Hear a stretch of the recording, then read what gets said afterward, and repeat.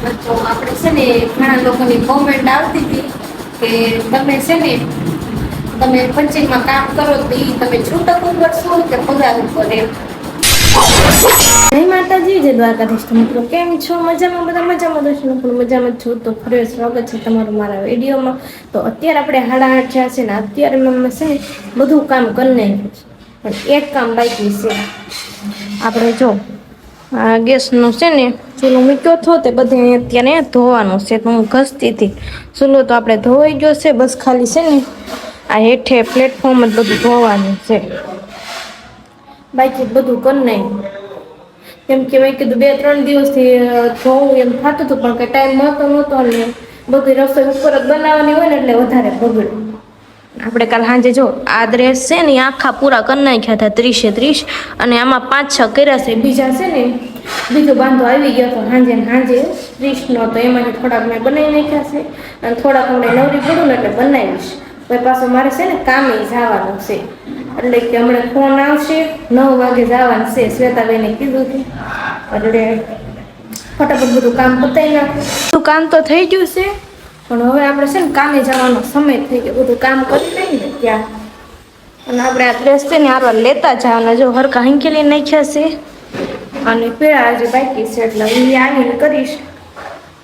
તો હવે કાલે જવાનો સમય થઈ ગયો, તમે કીધું પેલા છે ને જઈ આવું, કેમ કે આજે રિપેરિંગ ખાડીઓ આવેલી છે તો એ બધાને કરવાની છે, બધાને બોલાવ્યું છે એટલે થોડુંક કામ છે. પછી પાછું નક્કી નહીં, કદાચ ખાડીઓ બીજી આવી હશે ને તો બપોરે આવીશ ઘરે, એટલે ના જાઉં પછી ખબર પડે. મારે છે ને જો 10:30 છે ને હાડી રિપેરિંગ થઈ ગઈ છે. 9 વાગે આવી હતી. આમ જો આ મોરવાળી હાડી આવી હતી ને એ રિપેરિંગ કરવાની છે. આ કોક જગ્યાએ આવી બુટીઓ હોય ને એ કપાઈ ગઈ હોય ને એ મૂકવાનું છે. ના કોક મોર કપાઈ ગયા હોય એવા મૂકવાના, બીજું કાંઈ નહીં. એટલે એમ કે પહેલી ફેરે થાળી આવી હતી ને એટલે હવે તો બીજી ફેર તો ધ્યાન રાખવાનું, કેમ કે અમુક થાળીઓમાં છે ને વધારે પૂરતું આમ ભરચક હોય ને એટલે ક્યારેક ઝુટામથી નામ થઈ જાય અને ઉડી જાય.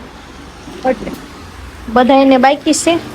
મારે થઈ ગઈ, પણ હજી જોવે પછી ખબર પડે, કેમ કે જોવે એમાંથી રિપેરિંગ આવે એટલે જો શ્વેતાબેન થાળી જોવે છે. પછી કદાચ નીકળે તો કરી નાખી, 2-3 મૂકતા હશે. બાકી થાળી ચેક કરીને ત્યાં મૂકી છે. અને હવે 10:30 થઈ ગયા એટલે ઘડી કરીને હમણાં નીકળવાનું છે. બધાને પૂરી થઈ જાય ને એટલે થાળી ઘરે આવી ગઈ છું. ઘરે આવી ને ત્યાં હારવાનું છે ને બીજા ડ્રેસ લેતા આવી ચોટાડવાના, તો મેં કીધું હારવાનું લેતી જાઉં, પછી પાછું પાને છે ને નીચે ઉતરવું નહીં દાદરા એમ. તો હવે અત્યારે હું છે ને ચોટાડવા બેઠું છું, કેમ કે મારે બધું કામ થઈ ગયું છે એટલે હવે કાંઈ કામ તો છે નહીં. અને ન્યાય ત્યાં આપણે છે ને રિપેરિંગનું હતું, બાકી કાંઈ માલ આવેલો નહોતો. પણ એમ કહેતા હતા કદાચ કાલ માલ આવશે ને તો શ્વેતાબેને કીધું હું તમને ફોન કરીશ એમ.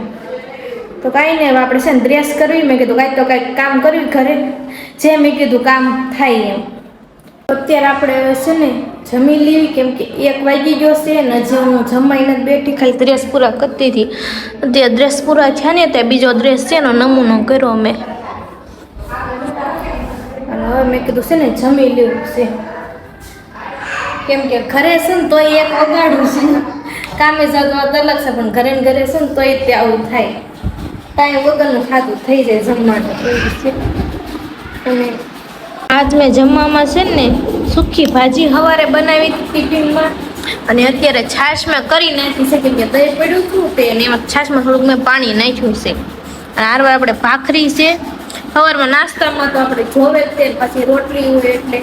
અને હારવાર છે ને કેરીનું આથમું છે. આવો હાલો હું છે ને જમી લઉં. અત્યારે હું છે ને ધાબામાંથી આવી છું, કેમ કે મારે પડકે છે ને સત્સંગ હાલે છે, એટલે હું તો કઈ ગઈ નથી, કેમ કે હું ડ્રેસ બનાવતી હતી તો કઈ ગઈ નહીં. જો કેટલા માણસો ભેગા થયા છે. જો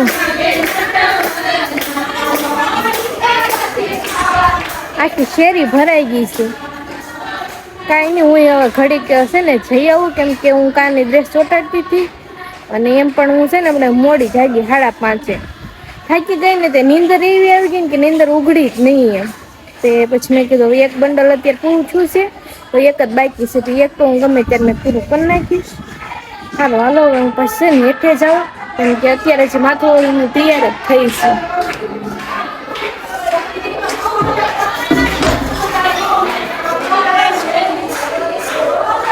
એમ તો તમને અવાજ આવશે તો તમને અવાજ ઓછો આવશે.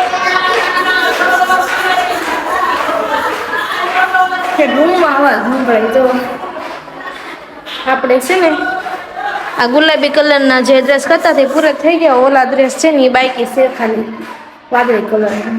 અત્યારે આપણે છે ને રસોઈ બનાવી નાખી છે ને. જો અમે ભાખરી કરી છે અને ગાંઠિયાનું શાક કર્યું છે. ગરમ લાગે છે સેવું. જો ગાંઠિયાનું મેં શાક કર્યું છે એ પણ છે ને ચણાના લોટના મેં છે ને વણીને કર્યા છે. એટલે હાથેથી કર્યા, ઘણા ઝારાથી કરે પણ મારા પાસે ઝારો નથી એટલે મેં હાથેથી વણીને જ કર્યા છે. બસ મસ્ત મજાનું છે ને મેં શાકની રસોઈ બનાવી નાખી છે. અને મિલન આવ્યો પણ એ ધાબા માથે વહી આવી ગયા છે.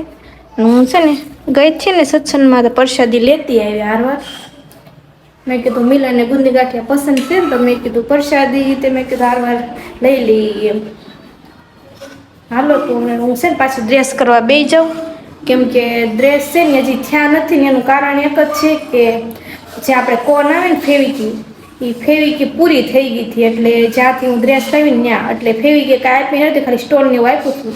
તો એના કારણે જે કોન મારા પાસે જેટલા પડ્યા હતા ને એટલા કોનથી જ તે મારે છે ને જેટલા ડ્રેસ થાય એટલા કરવાના છે. જય માતાજી, જય દ્વારકાધીશ. મિત્રો તો કેમ છો બધા? મજામાં થશે. આ છે ને વિડીયોના એન્ડમાં આવ્યો છું કેમ કે દિવસમાં તો આખો દિવસ ઉતારતી હોય ને અત્યારે મારે ટાઈમ મળે. અત્યારે જો મિત્રો તમને કહું ને તો કેટલા વાગ્યા ખબર છે? 11:43 થઈ ગઈ. રાતનો એટલો ટાઈમ થઈ ગયો. એનું કારણ ખબર છે? આ જો બધા ડ્રેસ ને એવું લાવેલી છે ને એટલે આમાં હતી. હજી મારી પથારી નથી કરી. તાર પથારી જોઈ કરાશે. રાતે 12 વાગે પથારી કરે છે. અત્યારે હોવાનું છે.